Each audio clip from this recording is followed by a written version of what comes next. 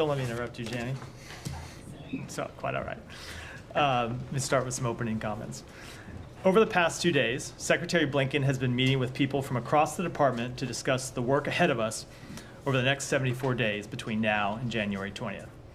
In those meetings, he has emphasized 2 points. First, the peaceful transfer of power is an essential element of our democracy that is vital to our nation's security. That's why it's so important for us to conduct a smooth, efficient, and professional transition process. To that end, the Secretary has appointed Ambassador Steven Maul, a distinguished member of the State Department family, to coordinate these efforts on behalf of the department. Ambassador Maul will work with the President-elect's team to ensure as successful a transition as possible. Second, the Secretary has made clear that he intends to use his remaining time in office to make tangible progress on a number of critical issues, cementing our work in maintaining a free, open, prosperous Indo-Pacific, and ensuring we continue to win the competition we're engaged in with China while responsibly managing the relationship between our two countries, ensuring that Ukraine is in the best position possible for success, and bringing an end to the fighting in Lebanon and Gaza while improving the delivery of humanitarian assistance, securing the release of all hostages, and preventing the further spread of the conflict. We have no shortage of work to do over the next 74 days, and we are determined to make the most of the time left. As the President said today, let's make every day count. That's the responsibility we have to the American people. And with that, Matt, you're up. Okay, so to that end, has Ambassador Maul started? Ambassador Maul has started his work on behalf of the department. He's here. He's been attending meetings, getting ready to coordinate the process. We have not yet had contact made by the Trump transition team. There's a process that they go through writ large that's run by the GSA, and then I think, as you know, they appoint agency review teams that interface with each agency. They have not yet done that with respect to the State Department. I can't speak to other agencies, but as soon as they do, we are ready to go and working with them. Okay, because I took a stroll through the transition area and there was nobody there. Maybe he was at lunch. I don't know. He's here. I was in a meeting with him this morning, so okay. I can assure you he is here, hard at work. Okay, but what exactly is he doing? No. So if there's been no contact with the incoming transition team. So we have been working on transition activities for some time now, even before he was appointed. What we do before the team is appointed, and we were doing this to get ready for either a Trump transition or a Harris transition, is to put together briefing materials, both on policy and procedures, and to get them ready and to try and anticipate questions that the incoming transition team will have and be ready to answer those as soon as they have an agency review team that comes into the building. Okay, but there's no deadline for them to show up, is there? I mean, this is not the first time. This is like the seventh transition that I've witnessed. There's not a deadline. I suppose January 20th would be a deadline, but we are ready to go. They can proceed with the process as soon as they're ready, and we are. That's up to them. That's up for them to decide. We're ready. We're ready on our end. Well, what I'm saying is that, like I said, I've been through this multiple times. So, it's been my experience in the past that the incoming transition team never usually shows up at this early after an election, and you're saying that that's exactly this. Yeah, they have not. I won't speak to past precedent, but it's they haven't at this point. Okay, I'm sure people have questions about this, but I want to go to the Middle East. Yeah. But I'll wait until the transition stuff before we go other transition things. Well, take us. Go ahead. How is the State Department and how is the State Department planning to handle conflicting policy goals in the Middle East between the current and the incoming administration? Meaning, the incoming president has said that he doesn't necessarily feel that a ceasefire deal in Gaza is the best way to resolve the war. We obviously know Secretary Blinken, President Biden are like 100,000,000% committed to that. Is it something where there's room for sort of talking about it in negotiations, or do you continue 100% on? I think it's very important to remember, with respect to our policy in the Middle East and with respect to all of our policies, that there is one president at a time. And Joe Biden is the president, And we will continue to pursue the policies that he has set forward. When it comes to the Middle East, we will continue to pursue an end to the war in Gaza, an end to the war in Lebanon, a surge of humanitarian assistance. And that is our duty to pursue those policies right up until noon on January 20th. And when the president-elect takes office and becomes the president of the United States, it is, of course, his right to pursue different policies, but it's still incumbent upon us that we think to pursue the policies that we believe are best situated to bring peace and stability to the region and advance the national security interests of the United States, and that's what we're going to do. Do you anticipate on the other side of the equation that the Israelis, the Palestinians, Hamas might change their calculations based on that expectation that we're about to have an incoming president who might veer 180 degrees on policy from the current administration? So I certainly can't speak for another government or another entity, and I wouldn't want to speculate about how they might approach this period. Obviously, foreign governments have been through transitions before. We had one 4 years ago. We had one before that, 4 years before that. We had one 8 years before that. And so they're used to dealing with transitions. And I think they understand that you have one president at a time. So I won't try to speculate about how they might deal with the various issues that we have before us. I do believe, and the Secretary continues to believe, that an end to the conflict in Gaza is not just in the interest of the Palestinian people, but is in Israel's interest. And finding a way forward that provides not just short-term security, but lasting security for Israelis and Palestinians alike is in the interest of the government of Israel. And so we will continue to have those conversations with them. But as you have always heard us say, they're a sovereign country and they will make their own decisions. And that's true in a transition as it was true before Election Day. I guess, so how can you, not you personally, but the State Department, the Biden administration, continue to reassure allies, particularly Israel, of long-term stability measures when you really only have a say for another however many, 8 weeks, whatever we've got left? We can make clear to them the policies that we will pursue over the time that we have remaining in office. And we can make clear to them what we believe is in the best interest of the United States, what we believe is in the best interest of the countries in the region. But of course, an incoming president can make his own policy changes, his own policy decisions. Every president has the right to do that.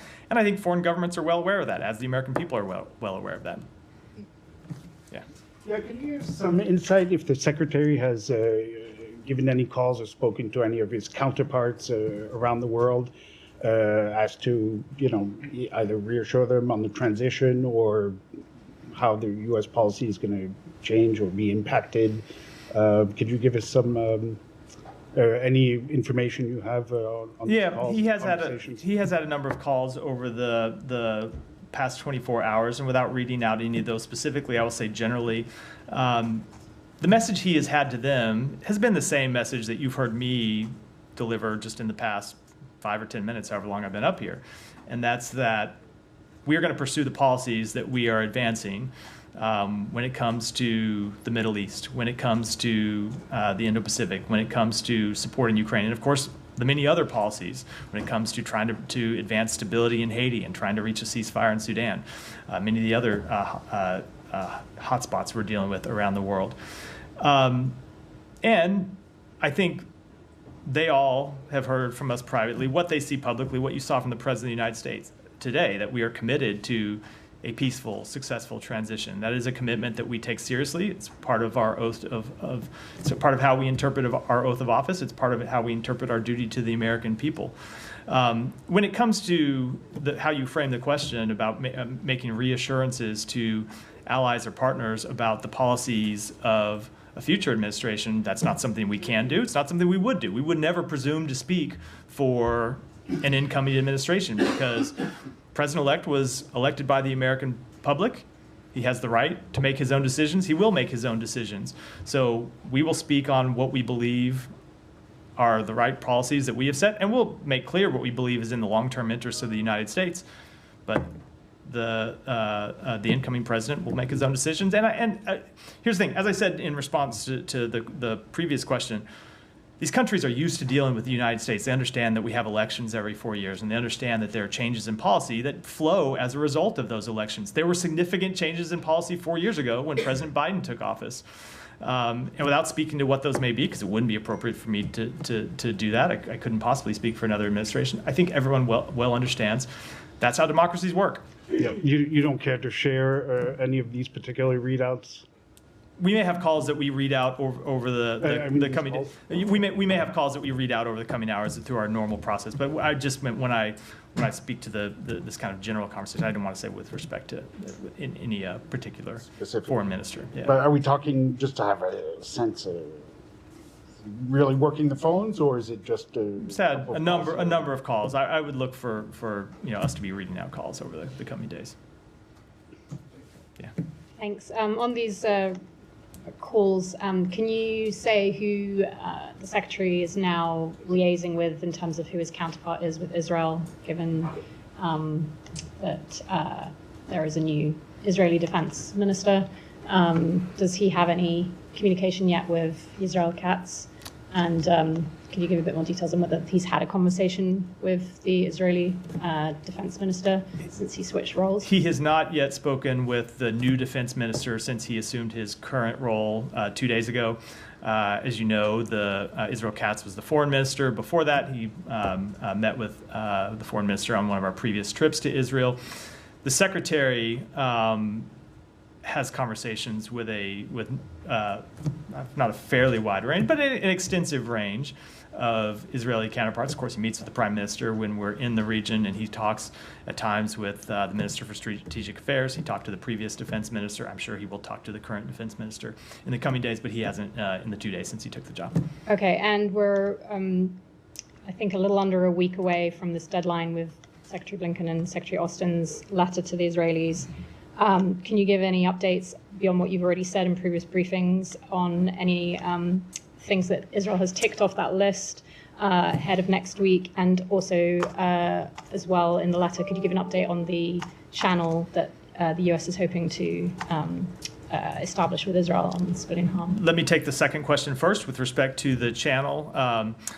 We have had conversations with them in the past week or so about establishing the first meeting of that channel. The first meeting has not yet taken place, but we're hoping to land that meeting and have it take place in the coming days, in the next week or two. It's something that continues to be a priority for us. When it comes to progress on the other steps that the Secretary laid out in the letter to improve the delivery of humanitarian assistance, we have seen Israel take a number of important steps over the past several weeks, including in just the past few days. They reopened Erez crossing, as you heard me report before, but they have also informed us that in the coming days, in the next few days, they plan to open an additional new crossing at Kisufim. They have approved additional delivery routes inside Gaza, which is something that is critical because, as you know, the problem has not only been getting humanitarian assistance to the crossings, but then getting it out of the crossings and getting it delivered to the people who need them. So routes such as the Beni Shuhela road in southern Gaza, they have approved expanded use of the Israeli fence road and are currently repairing the coastal road to get that road operational for the delivery of assistance. They are now allowing convoys into areas in the north that have been closed for weeks and that you have heard us say needed to be open to allow humanitarian assistance in. The first convoy today went through Jabalia into Beit Hanun, the first convoy in several weeks. That is something that we have emphasized is critical. The people who have been in those areas have had not had access to sufficient food and water, and we have made clear that that needed to change, and we saw the first convoy go to Beit Hanun today. We have seen them take increased efforts to stop looting. They've paved new routes to try and bypass some of the areas where trucks have been looted repeatedly. And we've seen some initial expansion of the Mawasi area, which, as you know, is something the Secretary specifically called for in the letter. So, of course, what's important when you see all of these steps taken is what that means for the results, because it's not just sufficient to open new roads if more humanitarian assistance isn't going through those roads. So what we want to see over the coming days and coming weeks is to see these new routes actually have more humanitarian assistance delivered over them. So we have seen a bit of an uptick in the number of trucks. For example, 2 days ago, we saw 229 enter various crossings and saw 115 of them that were collected, which is a bit of an increase over where we had been. Now, as always, when we give a metric like this, we want to see that number continue to increase. But the most important thing is that we see an increase is that it be sustained. And that is one of the critical metrics that we are looking at. Sorry, just before Yeah. Steve goes, the channel, remind me, when did you give a deadline for that to be set up? We said we wanted to see the first meeting take place by the end of October. It didn't take place by the end of October, Right. but we're working to land the meeting and expect it to happen in the coming days or week or two. Well, okay, if and when it happens, does that mean that they're essentially off the hook for not meeting the October 31st deadline? So there's two things about I want to say about that. First of all, when you look at that portion of the letter, it's important to note that that was not tied to the humanitarian assistance piece. That was a separate deadline, right? It was Right. I know you didn't say it, just make it clear, because I think a lot of people have kind of conflated the two. What we made clear in the letter is that we wanted to see that meeting take place. We've had a lot of communication with them about the appropriate level Yes, at which that meeting should take place, the appropriate way for that meeting to take place. We asked for it virtually, and what I think we're going to land on is an actual in-person meeting, and are working on exactly who attends that meeting and when it happens, and hope to get that finalized in the next few days and be able to announce when it will happen, but we're not there yet. Well, I get that. I understood, but does that mean that they get they move from a failing grade to a passing grade if and when it comes up? That's not. Hold on. That's not the way we're looking at it. We said we want to have the meeting. It didn't happen by when we wanted it to happen. We want to have it happen as soon as possible. So there's no penalty for it. We want to see Not the meeting meeting it. take place. Ultimately, what we care about is getting a result and is get that Right. channel established so we can start to get Fair enough. information I just in. want to know, because I mean, if you're going to say, oh, it's okay to blow through this deadline, but you still have the meeting, but it might not be for another 2 weeks, but then it's okay, and you don't regard it as them ignoring. We want to see it. We want to see it happen demand. as soon as possible. We're continuing to press for it. All right. Sorry, Sam. Yeah, Simon. Following on from that, with the 30-day deadline, in the letter it lays out, well, it suggests there will be implications for U.S. policy and law. Given now that this administration only has a couple of months left, what is the downside for Israel if they don't follow your these demands? I don't want to speculate about what may or may not happen. We have made clear that there are potential legal and policy considerations from failure to improve the humanitarian assistance situation in Gaza and implement a number of the steps that we outlined in the letter. We are in active discussion with them, including in the past several days, about steps that they have taken and what more that they need to do. And we'll make an assessment when we get to the end of the period. And beyond that, I wouldn't want to speculate about what may or may not happen. And in the last, I guess, 2 days, do you have any sense that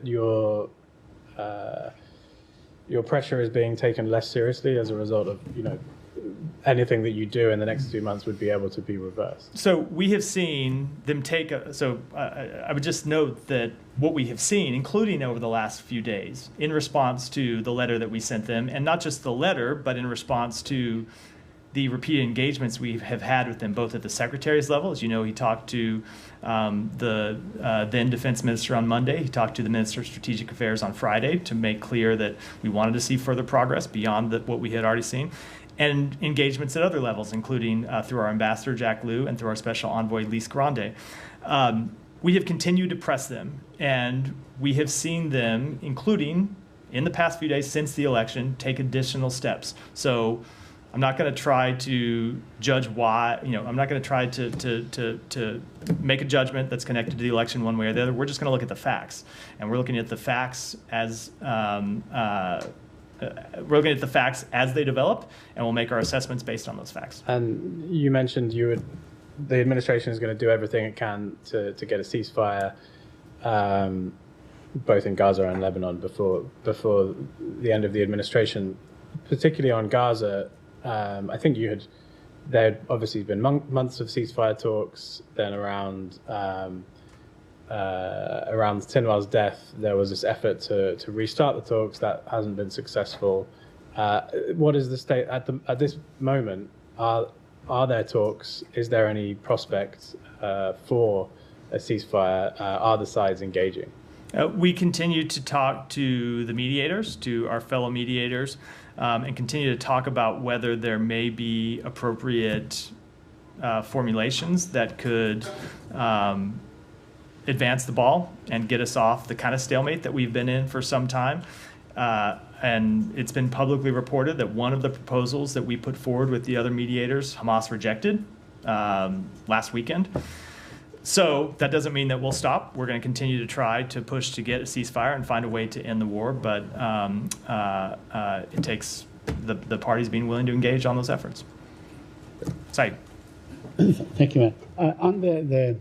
Does the letter envision a number of trucks? I mean, I don't recall that should go in on any particular day. Did that include any figure? It does. I'll have to go back to the letter, refer you back to the letter to look at the details. Okay, thank you. I want to ask you about reports on Beit Lahia that it is being ethnically cleansed. Are you aware of these reports? And are you in a position, this administration, does it have a plan, or could it have a plan to prevent this from happening? So I think that you were referring, again, to the so-called general's plan. Yes. And I will just make clear that we have engaged directly with the government of Israel on this question. Right. The secretary raised it directly with the prime minister when we were there 2 weeks ago. The prime minister said, that is not our plan. It's not what we're implementing. They can speak for themselves. I'm just reporting what they said to us. And the secretary made clear, both privately and publicly, that we would firmly reject any such plan. And you have seen us push for expanded humanitarian access into the areas where fighting is going on, including into these restricted areas. And as I just noted a moment ago, today we saw, for the first time in several weeks, a convoy of humanitarian assistance actually go into Beit Hanun. And it's important that that delivery of humanitarian assistance continue to those civilians that are even in an area where fighting is occurring. Mm-hmm. So, but you don't, you don't observe yourself that what is happening is basically, I mean, I don't know if you want to term it that way, but it is like ethnic cleansing. It is like driving people out or trying to drive them out. So I'm not going to characterize. The government of Israel can speak for itself what it is doing. What we are making clear to the government of Israel is we don't want to see people displaced from their homes. Now, look, if there is fighting in an area, evacuation is an appropriate thing to occur. This has long been the policy of the United States, long been the policy of other governments, that if a government is operating militarily in an area where civilians are sheltering, that you want to see civilians have the ability to evacuate their homes so they can move to safety. At the end of the fighting, however, we want to see them move back to their homes. We want to see them move back to their neighborhoods and have the ability to rebuild their homes, knowing that, of course, in many of these areas, their homes have been destroyed, their entire neighborhoods have been destroyed. In the meantime, while people are still in areas where fighting is going on, we want to make sure they get humanitarian access, and that's what we're going to continue to push for. But in this case, they have been moved back and forth many times, and they have been struck. Let me ask you about UNRWA. Now, UNRWA has told the Israelis that, replacing UNRWA relief agency would be your responsibility, whatever that means. Now, we know that the president-elect back in 2018 basically cut off aid to UNRWA, so we know where they stand. I want to ask you, is there anything that could possibly be done over the next few weeks to make sure that UNRWA stays, that, I don't mean to be snarky or flippant, to make it Trump-proof in any way, that the organization would continue to be? So we will continue to make clear that we support the work that UNRWA does. As you know, we are banned by an act of Congress from funding UNRWA. That law is not going to change before President Biden leaves office, but we support the work that UNRWA does. But as to what decisions will be made by the future president, I obviously can't speak to those. There will be a new president on January 20th. They'll have their own, I assume they'll have their own press briefings, and you can show up and ask them the questions about that, Saeed. Can I ask you a question on the tonnage of bombs dropped on Gaza? It is said that, 85,000 tons of bomb Gaza.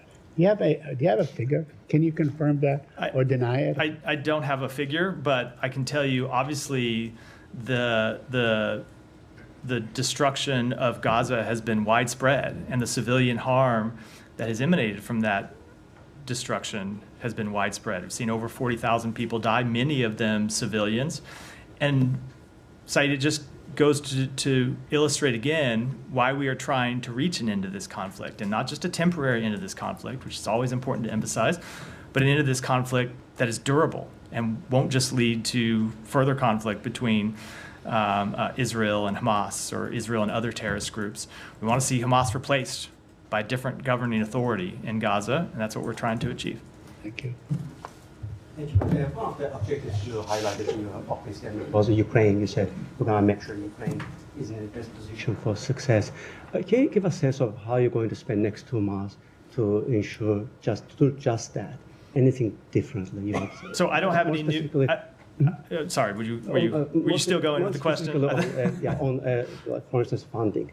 With what? Funding issues. Will you be working with the Congress on new supplemental? And also, will you ensure that seized Russian assets, all of them, are transferred to Ukraine? So I don't have any new announcements to make today, but I can tell you that the president has already made clear that the funding that Congress has been made available, we are working to get all of it out of the door, all of the drawdown authority out of the door to Ukraine before the end of his term. And when it comes to the sovereign assets, we have also made clear that we're trying to operationalize that money as well before the end of the term. And for the details of that, I'd refer you to the Department of Treasury, which of course is the primary agency for that particular aspect. Sure. In terms of capabilities, you made some change capabilities. In May, you changed some capabilities. You allowed them to use your American weapons to hit back inside Russia. That was in response to Kharkiv operation. And now, given the fact that North Koreans are already fighting, in different zones, will you be willing to let them use those weapons in Kursk area? We are consulting with our allies and partners about the appropriate response to the deployment of North Korean soldiers inside Kursk to potentially engage in combat with, or I should say, against Ukrainian soldiers, but I don't have any announcements to make today. I'm just having a hard time to understand what is the red I don't line. think you are. When they started training, you said you were concerned. I'm sorry? When they started training North Koreans, you said you were concerned. When they moved them to the zone, deployed to the fighting zone, you said you were deeply concerned. At what point you will stop being concerned and act, actually? So, Alex, I appreciate the fact that you ignored the answer that I just gave you, but if you would listen again to the answer I said, we are consulting with our allies and partners about what the response should be right now. And I'm not going to preview what that response will be because it's appropriate that we have those conversations with our allies and partners. I think it's important to remember that the response to Russia's aggression against Ukraine has not been just a United States response. It's especially important to remember this in the context of some of the other questions I'm getting today. It is a response that we have organized on behalf of more than 50 countries. And so we are going to consult with them about what the appropriate response should be, whether it be from the United States, whether it be from other countries, whether it be a joint response like we have undertaken to date. On that line, Matt, there's one more, and then I'll go to Jenny. Thanks so much. The reports that the U.S. government is preventing Sweden from sending badly needed AWACS aircrafts to Ukraine. Why would you do that? I haven't seen that report, Alex. I can't comment on the veracity of it. Jenny. Thank you, Matt. I have a few questions on Russia and North Korea and China. Russia recently conducted new strategic nuclear exercises, and North Korea's Kim Jong-un announced that the preparations had been completed at the Punggye-ri nuclear site. Meanwhile, the vice chairman of Russia's National Security Council warned that the United States was mistaken in thinking that it would not use nuclear weapons, and said that Russia's use of nuclear weapons was inevitable. What concerns do you have about the nuclear alliance between North Korea and Russia? So we continue to have concerns about the deepening security partnership between Russia and North Korea. And with respect to those comments, I'd say they're reckless. And as always, we would urge Russian government officials to against making such reckless statements. that the North Korean Foreign Minister Choi Sun-il met with Russian President Putin and the Foreign Minister Lavrov and the President to work together until Russia wins the war in Ukraine. Do you think that North Korea's actual involvement in the Ukraine war will prolong the war? I don't want to speculate. I can tell you that on behalf of the United States, we are going to continue to support Ukraine. We are going to continue to support them on the battlefield, and we're going to continue to work to maintain the alliance that we have put together to back Ukraine to respond to Russia's aggression. Lastly, in China, a spokesperson for Chinese foreign minister said that dispatching North Korean troops and the North Korea-Russia military alliance is something North Korea and Russia can do as a sovereign nation. What is your assessment of You've heard us speak to this before. We think that the deepening security partnership between Russia and North Korea, and certainly the deployment of North Korean troops to engage in combat against Ukrainian soldiers is something that ought to be of concern to everyone in the region. We've raised those concerns directly with China, said to them that we believe this should be a concern of theirs, and it's something that they should raise with both countries. Thank you. Thank you. Following up on Simon's question on the negotiations post-Sinwar, afterwards, the immediate question on the State Department's mind was, is Hamas going to be willing to negotiate in good faith? Are they actually interested in reaching a deal? I know you said that they rejected the proposal that was put on the table over the weekend, but have you made a determination on whether they are willing to actually accept any proposal? So it's not an assessment we make sort of across the board. It's an assessment we make based on their actual responses to proposals that are put on the table. And what we have seen since the death of Sinwar so far is they're not willing to engage on those proposals. Now, that doesn't mean it won't change. Doesn't mean we shouldn't go back and work with our allies and partners to try and find a way to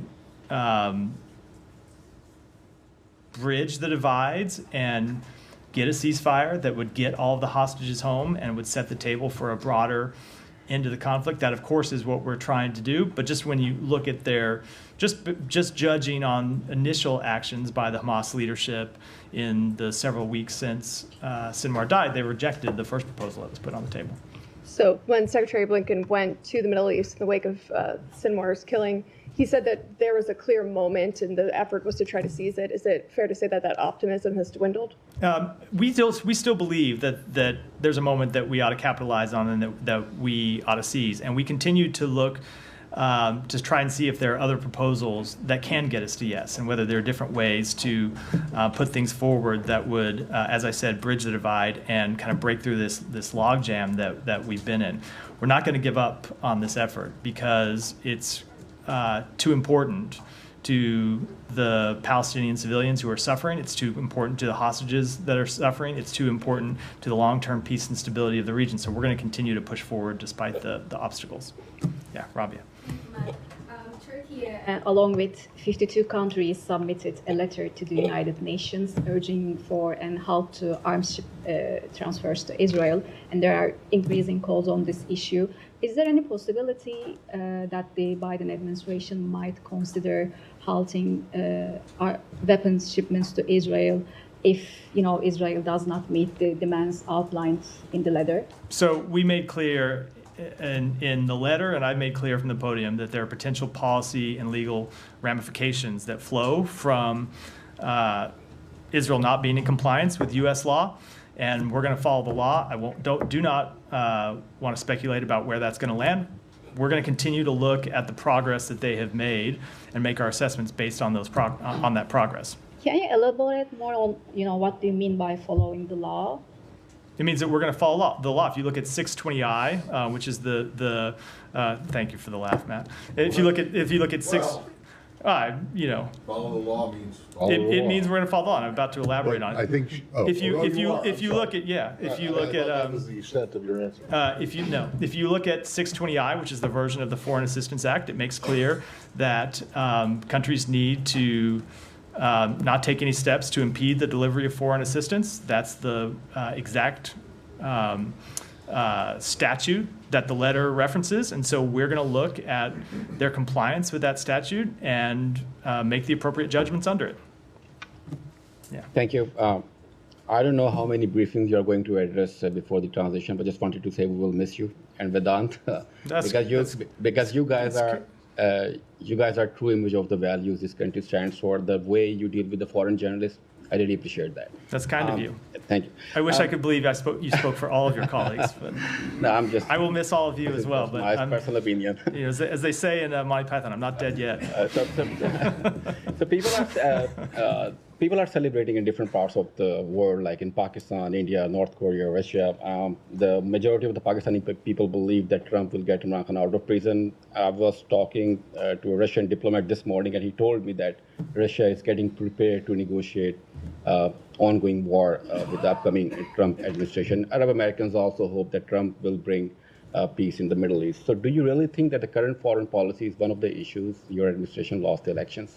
I am not in any way going to speculate on the outcome of the elections. If you turn on cable news, there are any number of pundits who will give you all sorts of different reasons on how the election was decided, but certainly not appropriate for me to speculate from a U.S. government podium about what those reasons might have been. A few media reports claim that White House plans to rush billions of dollars in security assistance to Ukraine before President Joe Biden leaves office in January, as Trump has been critical of Biden's assistance for Ukraine. Is it true, rushing billions of dollars to Ukraine before the transition? Yeah, we've been quite open about that the money that was appropriated in the supplemental, that we intend to do everything in our power to get all of that deployed to Ukraine before the end of the year.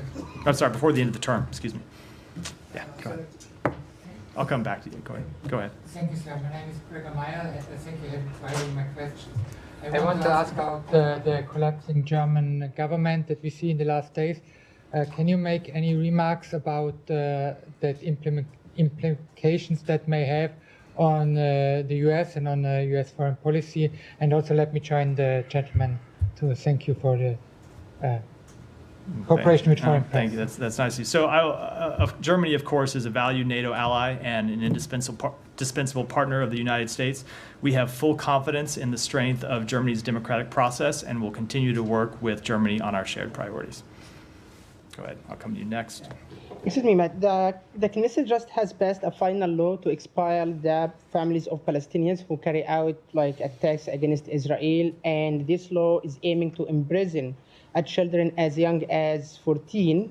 Do you support these measures, which some activists and legal experts consider it as a collective punishment? Let me take the question back. Only I saw just before I came in here that Israel had passed the law, but I want to look into it more. I want to look into it a little deeper before I get you a full answer. Okay. The second question is do Palestinians have right to full sovereignty in making their own decision without interference from you or Israel? For instance, if they choose any group and Israel doesn't like to rule their lands and something like that, are you going to impose any sanction on them or not? Because you don't impose any sanction on Israel when they don't follow your decision, or they don't apply your ideas or something like that. So I'm not do Palestinians they have the same right? I'm not sure what you mean by choosing a group to rule their own land.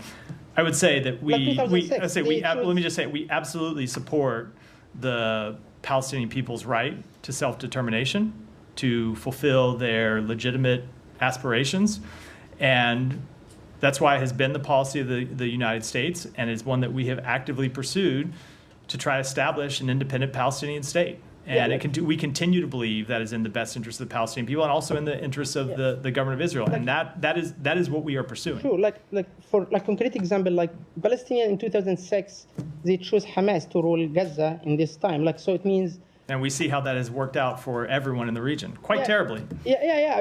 This is Palestinian decision. I'm Egyptian, not Palestine. Right. But I'm just saying it's a Palestinian issue. We see China hosting them for negotiation. So it means Palestinians themselves still recognize Hamas as a part of Palestinians, and they go China, go Russia, go global south, and it seems like complicated. Like how USA look at this complicated choosing people, because at the end of the day, all of them are Palestinian. So we reject a terrorist organization controlling any government anywhere in the world. The bottom line policy of the United States, something that we reject, something that we do not support. And we believe that most Palestinians don't want to see a terrorist organization govern the Palestinian people. If you look at the results of a terrorist organization governing Hamas, it has been a war that has wreaked widespread destruction on Gaza and led to the death of more than 40,000 Palestinians. So now, or is it? They told Well, no, I'll just say, but what we want to see is a pathway to two states, state of Israel and an independent Palestinian state. And that's what we're going to continue to try to pursue. There's just no other way to put it than that. Go ahead. Thank you, sir. A few questions. Number one, today was actually Yoav Gallant's final day as defense minister to support of Israeli law. He held a farewell call with Secretary Austin today. Considering he's one of the addressees on that 30-day letter, did Secretary Blinken hold any last-minute call with Minister Gallant? He hasn't talked to him today. Obviously, he's talked to him a number of times, both in person and over the phone. Talked to him as recently as Monday. We saw Yoav Gallant as a valuable partner that we have worked with on a number of issues. And we will continue to work with his replacement as the defense minister. Ultimately, the letter was addressed to him in his capacity as defense minister, not his personal capacity, so the function will carry over to his replacement. In terms of the talks that are ongoing up until, I would presume, January 20th on potential hostage and ceasefire deal, President Trump has famously not wanted his political rivals to get any kind of wins, as he called it, or usurp any achievements that he may have. Is there any concern Egypt, Qatar, based on their reliance on the next administration, may lessen their cooperation here down the home stretch with the U.S.? I cannot speak for any other government or what they will do or what they might not do. I would just point out that an end to the war in Gaza is not a win for Joe Biden. An end to the war in Gaza is a win for the region. And ultimately, it is a win for the Israeli and Palestinian people. And I think everyone in the region understands that this is a war we want to bring to an end as soon as possible. And no one should be waiting for 74 days and letting this suffering go on any longer than it should have if there's a path to bringing it to an end before then. Last question for you. President Obama famously in his final days approved an abstention at the UN Security Council on a key vote involving Israel. Most analysts say it's as a result of personal animosity between Obama and then Prime Minister Netanyahu. Are there any promises, any guarantees about these final days at the UN and whether President Biden will continue to support Israel as he has? So you should not read this into this answer I'm about to give anything. You shouldn't read it in one way or the other. I cannot speculate on how we will vote on resolutions that are not yet even before the Security Council. Obviously, we will look at any resolution that comes up before the Security Council and make our judgments based on the interests of the United States, as we always do. Yeah. In practical terms, what will happen to the incidents that are being investigated and assessed by this building? Some 500 incidents about what Israel has done in Gaza. Will any conclusions from those investigations see the light of day before there's a transition? How might that process be impacted? I know there's Churg, I know there's lawyers working in this building. Can you say whether there will be any that this administration's work on those incidents will see light of day and be part of what you guys have done so that that's public? So I can't put a timetable on when we will reach conclusion to any of those investigations, but I can say that the obligation to follow the law is not an obligation that stops when there is a change in government, a change in power. Every administration has the obligation to follow the law and to look into potential misuse of weapons that have been provided by the United States or potential violations of international humanitarian law. That's just the law. Are you worried, though, that could be impacted at all? Like, again, like that's why I'm asking whether there could be any conclusions. Are there any conclusions that this administration would want to reach on any of those incidents? We want to reach those conclusions as soon as we can, separate and apart from January 20th, and separate and apart from any change in government. And that's true whether Vice President Harris had been elected. It's true now that Donald Trump has been elected. It's something that we are working to bring to a conclusion as soon as we can.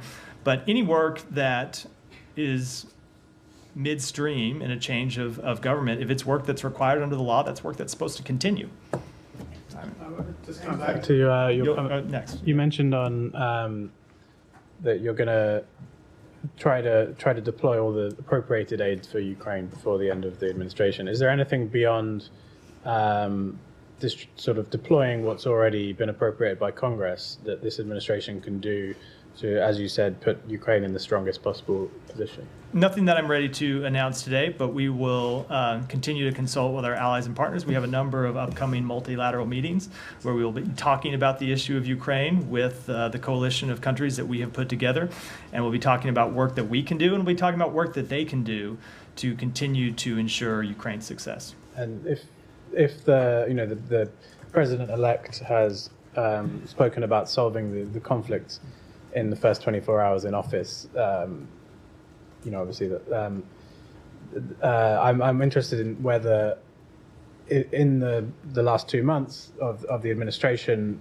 would you facilitate talks on ending the war in Ukraine if both parties sort of express a willingness to start talking towards that? So if President Zelensky decides that he wants to enter negotiations, of course that's something that we would support. That has been our policy, our long-standing policy, that it is up for President Zelensky to decide when it's time for negotiations. It's not something that is appropriate for us or for any other country to push him into.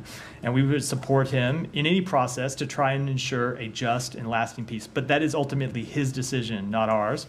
But as always, and you can just look at the statements that he continues to make, we have seen no indication from Vladimir Putin that he is willing to drop his demand to continue to gobble up Ukrainian territory. I'm sure there's a negotiation that Putin would accept where he gets everything that he wants and Ukraine gets nothing that it is entitled to under the law. But that is not a negotiation that President Zelensky has been interested in, nor should it be. Under what law? Under the UN Charter, that Ukraine can maintain its own borders and maintain its territorial integrity, sovereignty. Go ahead. Then we'll wrap for today. Thanks, sir. 2 questions, please. I just came back from a short trip to India, and in India, all over India, people are talking about that there are attacks going on Indian American community and also especially Hindus in Bangladesh, in Pakistan, in Afghanistan, and also a few incidents in the U.S. and also in Canada. My question is now, even President-elect President Trump also spoke about atrocities against Hindus in Bangladesh and during his campaigning. So what U.S. is doing as far as this atrocities going on against Hindus in Bangladesh, because after the departure of Prime Minister Sheikh Hasina and interim Prime Minister Mr. Muhammad Yunus said, if these attacks continues, he will resign the post, but attacks are still going on. He's still on his post as Prime Minister. So we discussed this in the past. We have, in our discussions with Bangladeshi officials, made clear that we want to see freedom of religion respected, and any attacks, we want to see people held accountable as is appropriate under Bangladeshi law. And that's true of our position in Bangladesh. It's true anywhere in the world. And second, sir, as far as this election is concerned, 4 years of U.S.-India relations under Biden administration, of course, Secretary of State has been many times to India and back and forth visits. So do we see any changes as far as diplomatic relations, people-to-people relations, visa, or even diplomacy and among others under the new administration, especially people-to-people, because they are talking in India, all the people are talking about that visa is the main concern between the two countries over there in India. So I'll repeat myself in a way that I'll probably have to repeat myself a number of times between now and January 20th, and that I can't speak, of course, for the new administration. But I will say that the strengthening of our ties with India is something that this administration is incredibly proud of, both through our increased alliances, through the Quad, through our work on a number of shared priorities. It's something that we focused on from day one and something that we see as a great success as we prepare to leave office. With that, we're wrap for today. Thanks, everyone.